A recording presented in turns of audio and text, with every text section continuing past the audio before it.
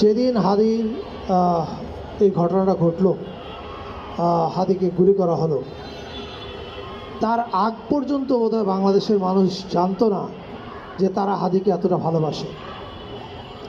এখন হাদির যেদিন হাদির চলে গেল, সেদিনের জানাজার কথা আপনাদের সবার নিশ্চয়ই মনে আছে। তা অবিশ্বাস্য ব্যাপার, হাদির বয়স কত ছিল? আমার ধারণা 31-32 এরকম হবে। 32 বছর বয়সের একটা ছেলের জন্যে বাংলাদেশের বিভিন্ন প্রান্ত থেকে মানুষ ছুটে এসেছে, জানাজায় আহাজারি করে কেঁদেছে। এর কারণটা কি আসলে? এর কারণটা সিম্পল। তারা হাদির মধ্যে বাংলাদেশের স্বাধীনতা এবং সার্বভৌমত্বের চিহ্ন খুঁজে পেয়েছে। আমি কিছুদিন আগেও আমার ফেসবুকে একটা লেখা লিখেছিলাম, সেখানে বলেছিলাম যে হাদি ধীরে ধীরে একটা চিহ্ন হয়ে উঠছে, এবং এই সৌভাগ্য সবার হয় না। আমাদের মধ্যে হাদি খুবই সৌভাগ্যবান